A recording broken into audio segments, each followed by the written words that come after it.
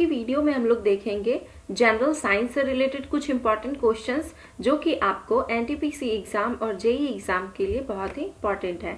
तो आप चाहे तो टेस्ट भी लगा सकते हैं और अगर आपको आंसर नहीं आता तो उसके आप डिटेल भी देख सकते हैं। पहला क्वेश्चन देखते हैं। कहता है कि निम्न में से खाद्य श्रृंखला यानी कि फूड चैन का दूसरा पौष्टिक स्तर यानी कि ट्रॉपिक लेवल क्या है। आंसर आपके ऑप्शन में दिए गए हैं, घास, चूहा, सांप या फिर चील। तो हमारा आंसर हो जाएगा इसमें ऑप्शन नंबर बी, चूहा। कि फूड चैन में जो सेकेंडरी ट्रॉपिक लेवल होता है वो चूहा होता है। थोड़ा सा आप डिटेल जान लीजिए कि जैसे जितने भी हरे पौधे हैं ये उत्पादक कहते हैं हम इसे, तो हरे पौधे जो आते हैं वो आते हैं आपके प्राइमरी ट्रॉपिक लेवल में, और इन्हें जो खाते हैं यानी कि जितने भी शाकाहारी जीव हैं वो आते हैं आपके सेकेंडरी ट्रॉपिक लेवल में, और फिर शाकाहारी जीव को जो खाते हैं यानी कि जो कि मांसाहारी हैं वो आते हैं आपके थर्ड ट्रॉपिक लेवल में। इसके और भी लेवल आगे हैं, तो अगर आप चाहते हैं कि मैं स्पेशली इस पे वीडियो बनाऊं तो आप चाहे कमेंट भी कर सकते हैं, तो मैं फूड चैन पे आधारित एक अलग से वीडियो बना दूंगी। फिलहाल आप समझ लीजिए कि हरे पौधे जो हैं वो आते हैं आपके प्राइमरी ट्रॉपिक लेवल में, शाकाहारी जो होते हैं वो आते हैं सेकेंडरी ट्रॉपिक लेवल में। तो इन सारे ऑप्शन में आप देख सकते हैं कि जो शाकाहारी जीव, एक ही ऑप्शन है आपका चूहा, तो ये हो गया आपका दूसरा पौष्टिक स्तर जो है यही आता है। चलिए पहला क्वेश्चन हो गया। अब दूसरा देखते हैं। कहता है कि निम्न में से किसे ग्रीन हाउस गैस में शामिल किया गया है या फिर शामिल है। ऑप्शन में है कार्बन डाइऑक्साइड, जलवाष्प, ओजोन या फिर इनमें से सभी। तो इसका आंसर हो जाएगा ऑप्शन नंबर डी, इनमें से सभी। अब इसमें क्या होता है, ये कार्बन डाइऑक्साइड भी होता है, जलवाष्प भी होता है, ओजोन भी होता है, आपका ये मीथेन भी होता है, N2O भी होता है, O3 ओजोन तो मैंने दे ही दिया ऑप्शन में, CFC भी होता है। तो ये सारी चीजें होती है जिसमें कि बहुत जो ज्यादा मुख्य रूप से होते हैं वो कार्बन डाइऑक्साइड होते हैं। अगला क्वेश्चन देखते हैं। कहता है कि निम्न में से उत्कृष्ट गैस यानी कि नोबल गैस कौन सा है। उत्कृष्ट गैस को हम लोग दुर्लभ गैस भी कहते हैं, तो उत्कृष्ट गैस कौन सा है इसमें। ऑप्शन में है हीलियम, नियॉन, आर्गन या फिर इनमें से सभी। तो हमारा आंसर हो जाएगा ऑप्शन नंबर डी, इनमें से सभी। कि ये जो है इसके अंतर्गत आते हैं आपके helium, neon, argon, krypton, xenon, radon, ये सारे जो है उत्कृष्ट गैस के अंतर्गत आते हैं।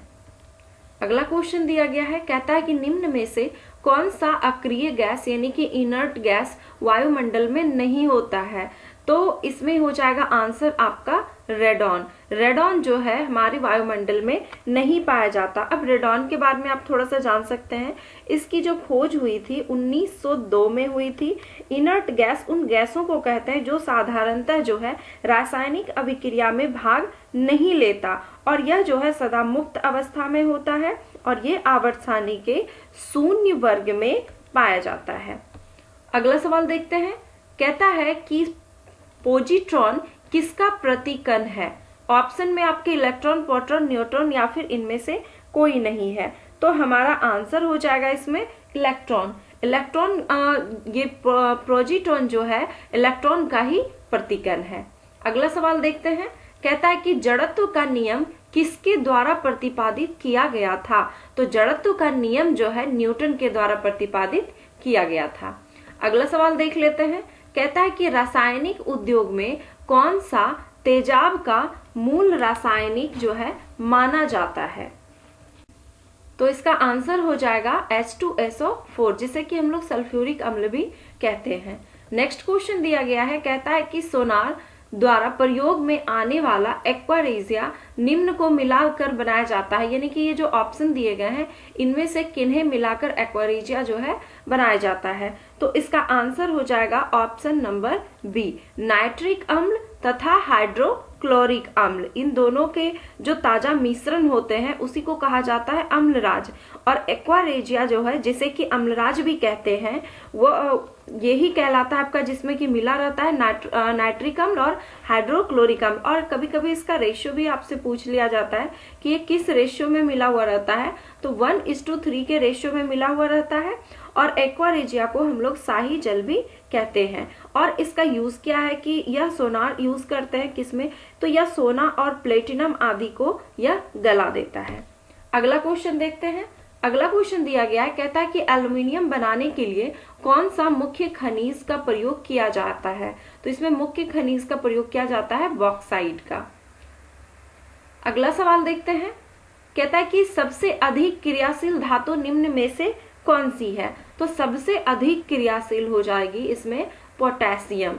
और सबसे कम जो क्रियाशील होती है वह होता है सोना। तो याद रख लीजिए कि सबसे अधिक क्रियाशील पोटेशियम और सबसे कम क्रियाशील सोना। अगला सवाल देखते हैं। कहता है वनस्पति तेल से वनस्पति घी बनाने में प्रयुक्त गैस निम्न में से कौन सा है, यानी कि वनस्पति तेल से जो वनस्पति घी बनाया जाता है तो उसमें कौन सी गैस प्रयुक्त होती है, तो इसका आंसर हो जाएगा हाइड्रोजन। अगला सवाल है, कहता है पॉलीथीन बनता है, तो ये बनता है आपका एथिलीन से। अगला सवाल देख लेते हैं। अगला सवाल दिया गया है, कहता है निम्न में से किस उत्प्रेरक का उपयोग वनस्पति तेलों के हाइड्रोजनीकरण में किया जाता है, तो किया जाता है इसमें निकेल का उपयोग। अगला सवाल है, एक विलयन लाल लिटमस को नीला कर देता है, तो विलयन का पीएच मान है, ऑप्शन में दिया गया है 7, 1, 5 या इनमें से कोई नहीं। तो इसमें थोड़ा सा बस आपको समझने की जरूरत है। सबसे पहली चीज, लाल को नीला कर देने वाला क्या कहलाता है, एक तो होता है आपका अम्ल और एक होता है भस्म यानी कि क्षार। तो अम्ल का काम क्या है, नीले लिटमस पत्र को लाल कर देना, और भस्म का क्या काम है, लाल लिटमस पत्र को नीला कर देना। तो यहाँ पे लाल से नीला में चेंज कर रहा है, यानी कि भस्म की बात कही जा रही है। अब आपको ये डायग्राम याद होगा कि पीएच लेवल जो होता है, तो ये होता है न्यूट्रल में, उदासीन में क्या होता है 7, फिर एक इधर होता है और इधर 1, 2, 3, 4। तो इधर जो 7 से कम होता है वो कहलाता है आपका अम्ल, और 7 से जिसका मान अधिक होता है वो कहलाता है भस्म। ओके, तो इसमें कहा गया है कि जो कि लाल लिटमस को नीला कर देता है उसका पीएच मान क्या होगा, तो लाल को नीला करने वाला भस्म हुआ, और भस्म का जो पीएच मान होता है वो 7 से ज्यादा होता है। तो आपके किसी भी ऑप्शन में 7 से ज्यादा ऑप्शन नहीं दिया गया है, तो इसका आंसर हो जाएगा इनमें से कोई नहीं, ऑप्शन नंबर डी। अगला सवाल है, कहता है निम्न में कौन सा परमाणु का भाग नहीं है, तो इसका आंसर हो जाएगा ऑप्शन नंबर डी, क्योंकि इलेक्ट्रॉन, प्रोटॉन, न्यूट्रॉन ये तीनों जो है परमाणु के भाग हैं और प्रोटॉन जो है इसका भाग नहीं है। नेक्स्ट है, कहता है जल अपघटन में ऊर्जा किस रूप में उत्पन्न होती है, तो इसका आंसर हो जाएगा उष्मा के रूप में। जल अपघटन में जो है ऊर्जा उष्मा के रूप में उत्पन्न होती है। नेक्स्ट क्वेश्चन देख लेते हैं।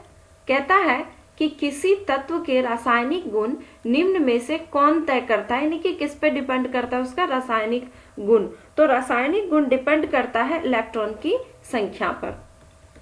अगला क्वेश्चन दिया गया है, कहता है परमाणु क्रमांक 20 वाले परमाणु का इलेक्ट्रॉनिक विन्यास निम्न में से कौन सा है, तो इसका आंसर हो जाएगा ऑप्शन नंबर सी 2882।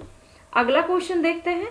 कहता है कि द्रव्यमान संख्या किसका योग है, यानी कि जो आपके परमाणु में इलेक्ट्रॉन, प्रोटॉन और न्यूट्रॉन रहते हैं, तो द्रव्यमान संख्या अगर हमें निकालनी हो तो हम किसे जोड़कर निकाल सकते हैं, किस किस से निकाल सकते हैं, तो आंसर हो जाएगा हमारा प्रोटॉन और न्यूट्रॉन। इन दोनों को जोड़ के ही हम द्रव्यमान संख्या निकाल सकते हैं। किसी परमाणु के नाभिक में स्थित जो है प्रोटॉन तथा न्यूट्रॉन की संख्या को ही हम लोग द्रव्यमान संख्या कहते हैं, और इसे जो है ए से निरूपित किया जाता है। अगला क्वेश्चन है, कहता है हाइड्रोजन के समस्थानिक की संख्या कितनी है, यानी कि उसके कितने समस्थानिक होते हैं, तो इसका आंसर हो जाएगा ऑप्शन नंबर सी, हाइड्रोजन के 3 समस्थानिक होते हैं। कौन कौन से, तो प्रोटियम, ड्यूटेरियम और ट्राइटियम। नेक्स्ट क्वेश्चन देखते हैं। कहता है एक ही प्रकार के परमाणु निम्न में से किस में मिलता है, तो एक ही परमाणुओं से जो पदार्थ बने होते हैं उसे हम लोग कहते हैं तत्व। इसमें अब सबके बारे में आप जान लीजिए थोड़ा सा कि तत्व तो हो गया जो कि एक ही परमाणुओं से मिलकर बना होता है, उसे हम लोग तत्व कहते हैं। यौगिक किसे कहते हैं? तो दो या दो से अधिक तत्व को जब मिला एक निश्चित अनुपात में मिलाया जाता है तो उसे हम लोग यौगिक कहते हैं। और मिश्रण होता है आपका क्या कि दो या दो से अधिक पदार्थों को जब हम किसी भी अनुपात में, इसका कोई निश्चित अनुपात नहीं होता है, और जब हम उसे मिलाते हैं तो वो कहलाता है मिश्रण। नेक्स्ट क्वेश्चन देख लेते हैं। कहता है कि हैलोजन में सबसे अधिक अभिक्रियाशील कौन होती है? तो सबसे अधिक अभिक्रियाशील जो हैलोजन में होती है वो होता है आपका फ्लोरीन। अगला सवाल दिया गया है, कहता है न्यूक्लियर रिएक्टर में विमंदक और प्रशीतक दोनों की तरह प्रमुख होने वाला पदार्थ कौन है? मतलब कि दोनों की तरह ये कार्य करता है। तो इसका आंसर क्या हो जाएगा?